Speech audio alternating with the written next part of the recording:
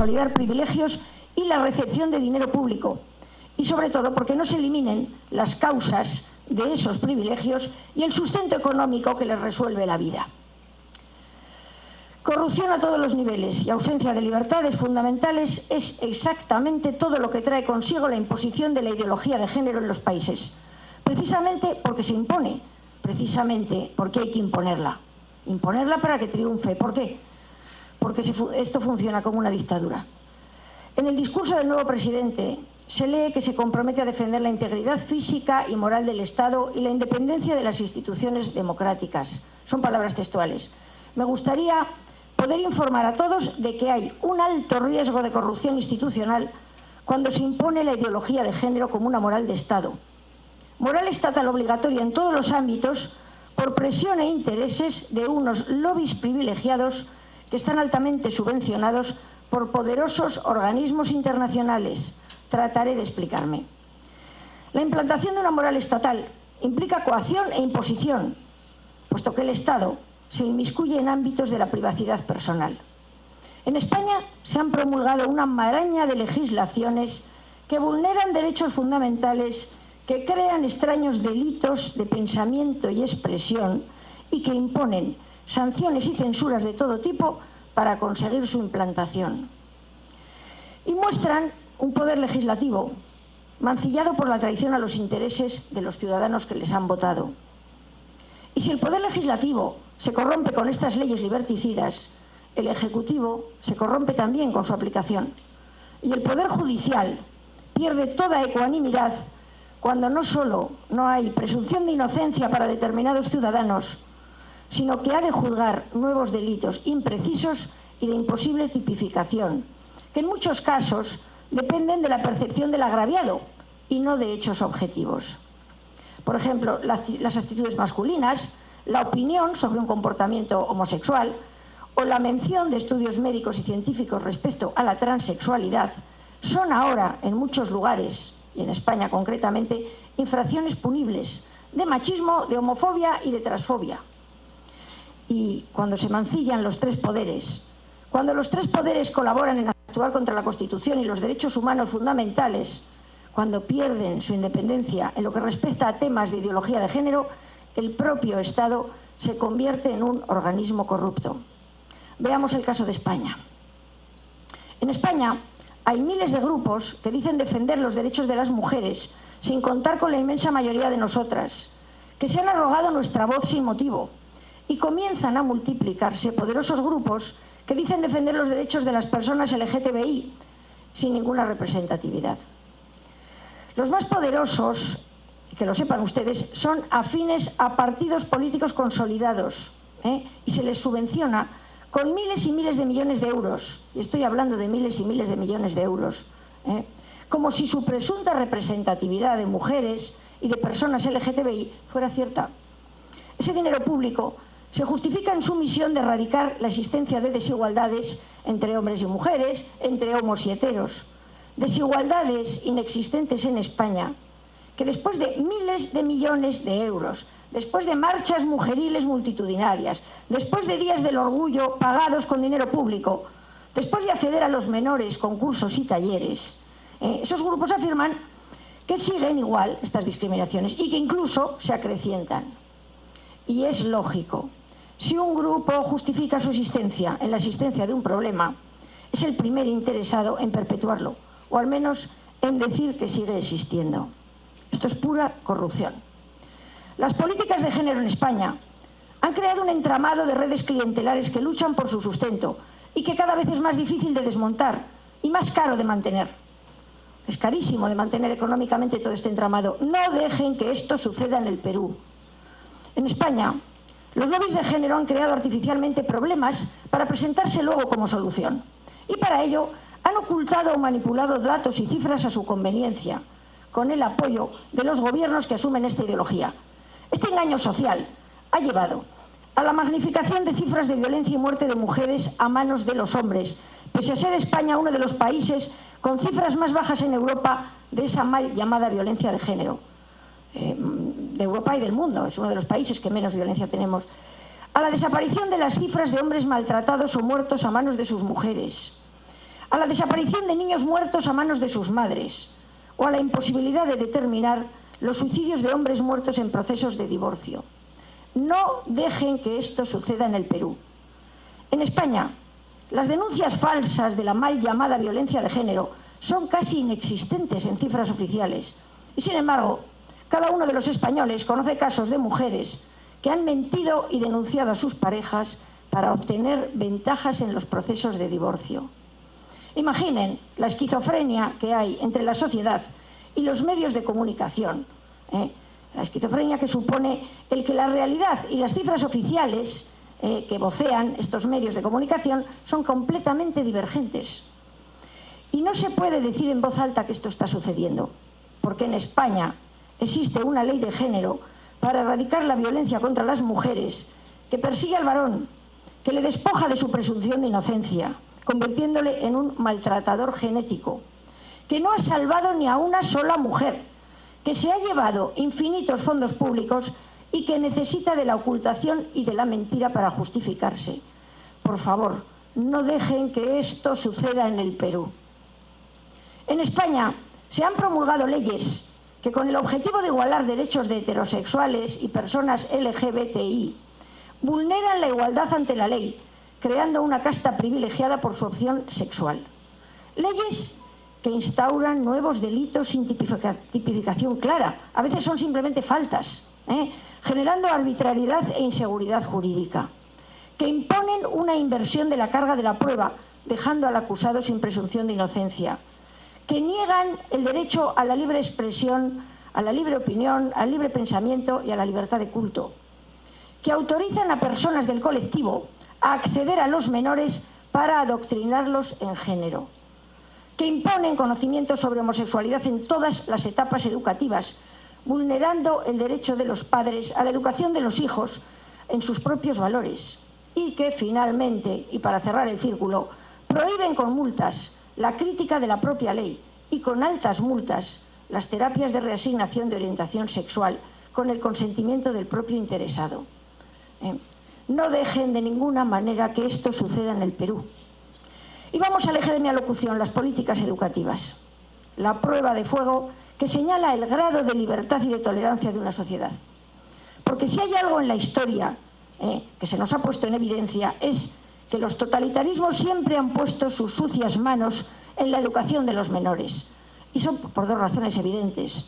Su incapacidad de ser críticos con ese adoctrinamiento, puesto que los menores no tienen bagaje vivencial, ético y cultural que les ayude a discernir. Y el hecho de que, una vez adoctrinados, son los que van a perpetuar el sistema, transmitiéndoselo a las nuevas generaciones.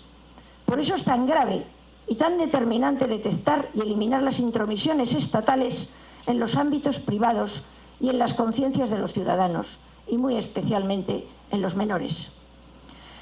La salud de una sociedad democrática depende en gran medida de que no se corrompan y no pierdan su independencia los tres poderes, el ejecutivo, el legislativo y el judicial. Sí, es cierto, pero todo puede caer como un castillo de naipes si quienes han de sustentar ese sistema en el futuro, que son los niños de ahora, son corrompidos con ideologías totalitarias. Si esos futuros adultos van a subvertir los valores que inspiran los derechos humanos fundamentales, porque han sido manipulados y adoctrinados en una nueva moral estatal de corte liberticida. Una moral estatal basada en una ideología que justifica cualquier medio para conseguir sus fines, como puede ser vulnerar ese derecho fundamental de los padres a educar a sus hijos según sus convicciones y valores. Y como puede ser utilizar la mentira como arma de implantación, negando la evidencia de un adoctrinamiento y no llamando a las cosas por su nombre, como por ejemplo ideología. Supongo que les suena esto, ¿no? Negar que una ideología es una ideología. Bueno, pueden imaginarse qué tipo de resultados podemos esperar de una ideología que se implanta mediante la mentira, mediante el engaño, mediante la vulneración de derechos fundamentales que garantiza y que refleja la Constitución. Pues sí, en España nuestros legisladores han olvidado que la enseñanza debe ser neutral y debe estar centrada en conocimientos académicos y científicos consensuados y contrastados por la comunidad científica, y que la parte educativa, la que forma la conciencia moral de la persona, ha de quedar en manos de los padres, en tanto que la escuela ha de ser subsidiaria de esta educación, en todo caso fortalecerla, según los valores de los padres, y de ninguna manera contradecirla. Y la enseñanza cada vez pierde más en el camino hacia esa imposición de la ideología de género el componente de instrucción pública y de conocimientos académicos para llenarse de una moral estatal nada neutral y que en muchos casos contradice los valores educativos de los padres y que además se exige que sea impartida como algo científico e incuestionable. La ideología de género es una ideología, no tiene nada de ciencia. Por favor, no dejen que esto les suceda en el Perú. En España, muchos padres han olvidado o les han robado su derecho fundamental y su obligación parental de educar a sus hijos, de transmitirles los valores que les han dado sentido a sus vidas, que les han hecho felices. Su derecho y obligación de dar a esos hijos las herramientas éticas que les parecen a ellos las adecuadas para que tengan una vida plena y para que se enfrenten a los retos y problemas que la vida les va a plantear a nivel personal y moral. Y han perdido o les han robado, hemos perdido los españoles o nos han robado la capacidad de discernir lo que es un derecho y un deber, educar a los hijos, y lo que es una función asistencial del Estado, la instrucción pública, la preparación intelectual. No dejen que en el Perú les suceda esto, por favor. En España tenemos miles de docentes adoctrinados que imparten ideología de género a los menores, afirmando a niños muy pequeños que pueden ser hombres o mujeres a su criterio, lo que ha hecho crecer artificialmente el número de presuntos niños transexuales, consecuencia directa de este engaño que ahora se impone por ley. La misma ley que quita la patria potestad a los padres que, informados por médicos y expertos científicos, ponen objeciones a las terapias de inhibición de la pubertad, a las terapias hormonales y a la reasignación de sexo a sus hijos menores. La misma ley que obliga a aceptar el sexo sentido por cualquier persona, sin terapias ni cirugías, y su acceso a lugares de privacidad como vestuarios y baños, bajo la amenaza de que negarse es delito de transfobia. No dejen que esto les suceda en el Perú. En España tenemos leyes que permiten la entrada de los lobbies homosexualistas a las aulas y el adoctrinamiento en una diversidad sexual que se nos ha vendido como tolerancia y como inclusividad, y que es una clara promoción de la homosexualidad y del lesbianismo, hasta el punto de que han aumentado exponencialmente el número de jóvenes que se definen como no heterosexuales. En España, los lobbies feministas imparten unos cursillos para erradicar la presunta violencia de género en los que se criminaliza al varón, se genera desconfianza entre los sexos y se destruye a la pareja heterosexual aún antes de formarse. Porque en las aulas españolas, y quieren hacer lo mismo en las aulas peruanas, con la disculpa de ayudar a la mujer, lo que se enseña es a discriminar al varón. Así de claro, así de simple. En España tenemos millones de niños, de menores, hipersexualizados, sin que los periódicos nos cuenten ni una sola cifra sobre un incremento de SIDA y de enfermedades de transmisión sexual que solo conocemos algunos y de forma accidental. En España, las niñas consumen sin control y sin receta la llamada píldora del día después, que ha venido a solucionar el levonorgestrel, una bomba hormonal, que ha venido a solucionar parcialmente unas escandalosas cifras de abortos, consecuencia precisamente de unas clases de educación sexual contraproducentes, si no son pura corrupción de menores. Cursillos que se dan cada vez a niños más pequeños y que propician el efecto que dicen querer evitar.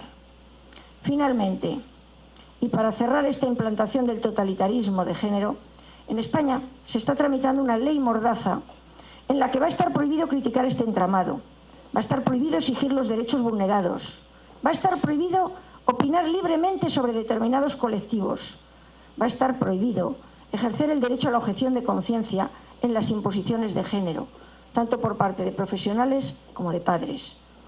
Y además va a estar prohibido enseñar a los menores y a los hijos otra visión de la vida, de la moral y de las relaciones humanas que la que impone la ideología de género. No dejen que esto suceda en Perú, por favor. Dice el señor presidente Vizcarra que quiere marcar un punto final en una política de odio y de confrontación. Y yo solo puedo avisarle de que la ideología de género, con sus nuevos delitos de odio y sus injusticias, para quienes las leyes de discriminación positiva desamparan, genera odio y confrontación, y genera discordia social y persecución del disidente, y censura y opresión. No dejen que esto les suceda en el Perú. Me dicen que a veces desde Hispanoamérica se mira hacia España como la hermana europea, moderna y avanzada, como el referente a imitar. Desde España, algunos empezamos a mirar a Perú como lo que queremos volver a ser. Un país de ciudadanos libres e iguales, un país de ciudadanos que exige que se respeten sus derechos fundamentales y que está dispuesto a luchar por su libertad y por la de sus hijos. Enhorabuena, peruanos. Las políticas de género no nos han hecho ni más modernos, ni más felices, ni más libres. Solo somos más pobres porque una buena parte de la enorme deuda pública de España se ha ido en esas políticas de género, porque al final el género, señores, es un negocio. Estamos más divididos, somos mucho menos libres y más desgraciados a nivel personal y familiar. No permitan que esto les suceda en el Perú.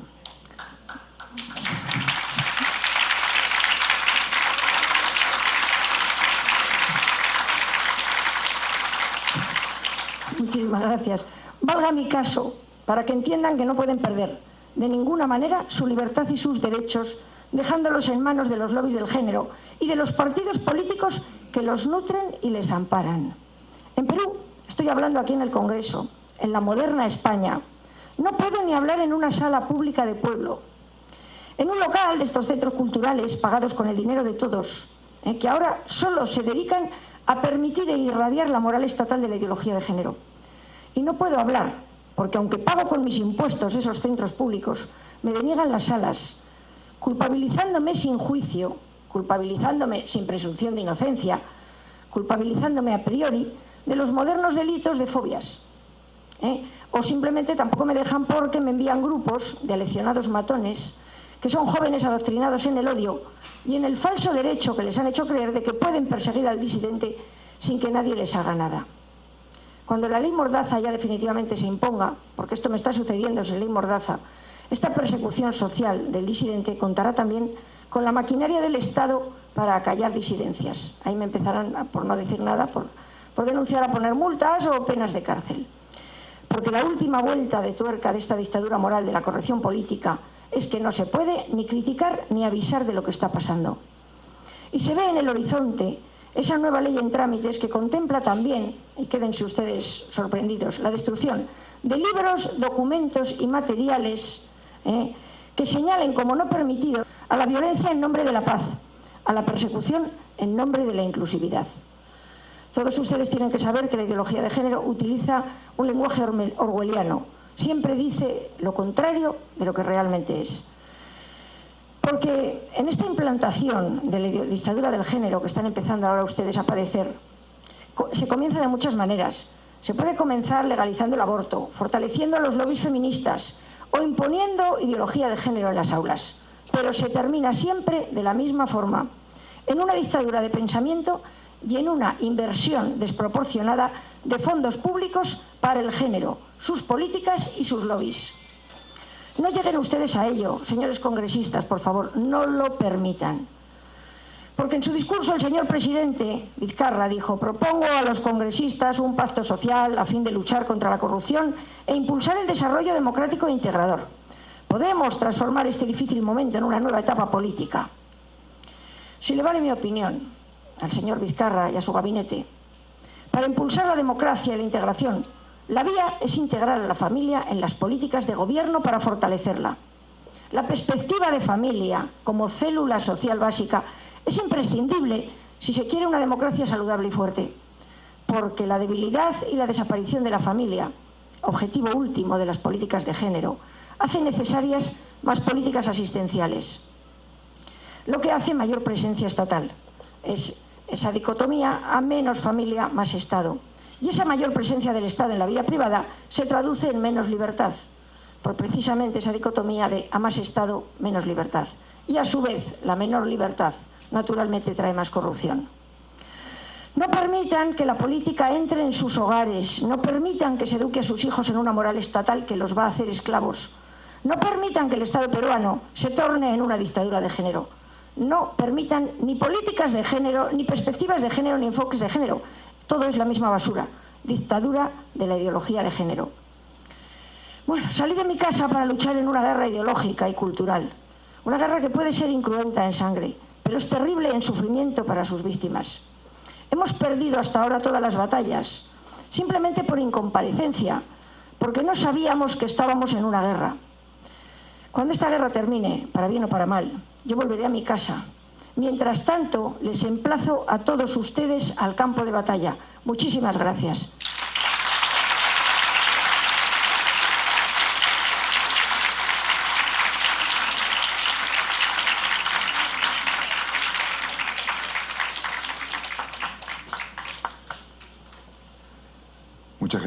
Muchas gracias, señora Alicia Rubio Calle. Muchas gracias. Seguidamente, señoras y señores, vamos a escuchar al señor Juan Puertas, igualmente en este foro sobre lo que son políticas educativas hacia una sociedad verdaderamente tolerante. Señor Juan Puertas, por favor. Señor Juan Puertas, Juan Carlos Puertas Figalo, abogado, máster en argumentación jurídica y es presidente de la Asociación Antonín Scalia. Lo recibimos. Buenos días, señor congresista de la República, Juan Carlos González. Agradezco su invitación al presente foro. Profesora Alicia Rubio Calle, Magister Juliana Caxi Arana, estimados amigos. Siempre es complicado ser el último orador, sobre todo después de escuchar tremenda exposición de la doctora Alicia Rubio, por lo que trataré de ser breve. Pero lo que vengo a decirles es importante. Se me ha invitado para que haga una breve exposición sobre las recientes medidas que de diversos órganos del Estado se vienen promoviendo acá en el Perú y que de alguna manera afectan a la institución familiar. Ya hemos oído a la profesora Rubio disertar sobre las graves consecuencias de las políticas basadas en esta ideología. Ella, quien ha sufrido en carne propia la persecución totalitaria de la ideología de género en España. Lamentablemente, debo señalar que este panorama, que parece distante desde acá en Perú, desde acá en Lima, no lo es tanto. Todo lo contrario, esta embestida no solo nos es cercana, sino la tenemos empujando a la puerta de nuestros hogares. La familia, que es el lugar natural de transmisión de valores morales, tales como el respeto, la jerarquía natural de padres a hijos, el pudor, la responsabilidad, el cumplimiento de deberes y obligaciones, la disciplina, o bien el lugar de transmisión de valores religiosos que enseñan a los individuos a mirar la vida con un sentido de trascendencia y de respeto a la dignidad humana de nuestros vecinos, viene siendo atacada desde hace años por distintos flancos, tanto a nivel interno como a nivel externo. Como breve introducción al tema, es importante recordar que la ideología, enfoque, teoría, o como quiera llamarse de género, parte de un supuesto ideológico confrontacional y reduccionista. Parte que se puede resumir de la siguiente manera. Todos los problemas que aquejan a las mujeres y niños se debe a que vivimos en un mundo regido por reglas y normas hechas por y para varones, algo que ellos llaman patriarcado. En consecuencia, lo que pretenden lograr es una radical transformación social, la misma que en palabras de la propia Judith Butler, no ocurre solo reuniendo masas a favor de una causa, sino precisamente a través de los modos en que las relaciones sociales cotidianas son rearticuladas y nuevos horizontes conceptuales son abiertos a prácticas anómalos o subversivas. Con estas breves palabras de la más nombrada ideóloga de género, nos queda claro que esta ideología no trata de buscar la igualdad de oportunidades de varones y mujeres, sino que pretende rearticular, cambiar, suplantar las relaciones sociales, siendo evidentemente la más básica de las instituciones sociales, la institución familiar. No es por ello casual que la promoción de la promiscuidad, la poca temporalidad de las relaciones afectivas, el aborto, la normalización de las conductas sexuales atípicas, la negación de las jerarquías naturales y el potente ataque a la cristiandad sean producto inmediato de esta estrategia progresista. Todos estos elementos van contra los valores ya indicados que defiende la familia: trascendencia, permanencia, fidelidad, respeto a jerarquías naturales. Puestos acá, y para entrar ya en el tema, debemos recordar que durante el gobierno anterior se trató de instaurar sin éxito, y gracias a nuestros representantes en este Congreso, el matrimonio homosexual encubierto bajo la falsa denominación de unión civil. A pesar de ello, lograron una ilegal regulación del aborto terapéutico. Esta pretensión de legislar el matrimonio homosexual no ha cesado, existiendo hoy proyectos de ley en el Congreso con esta misma pretensión. De igual forma, desde la Corte Interamericana de Derechos Humanos, pretenden imponernos de manera antijurídica y en clara violación a nuestra soberanía una supuesta obligación para aceptar este tipo de uniones anómalas. Los activistas de género recurren a la falaz pregunta: ¿y en qué les afecta a ustedes? Pues bien, en primer lugar nos afecta porque la institución matrimonial se reduce a un mero tema de relación afectiva, de manera que no es más una institución básica y fundamental de la sociedad. La propia Corte ha reducido el matrimonio a una cuestión de sentimentalismos. Love is love, como decía Obama, como decía Clinton.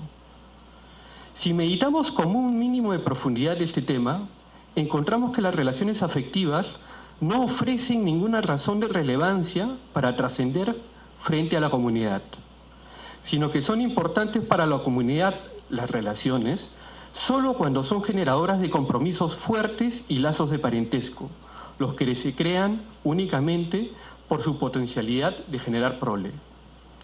Si el matrimonio es solo algún tipo de afecto, se cumple uno de los fines de la ideología de género, que es, citando de nuevo a Judith Butler, liberar al matrimonio de su precondición para la obtención de derechos de distintos tipos.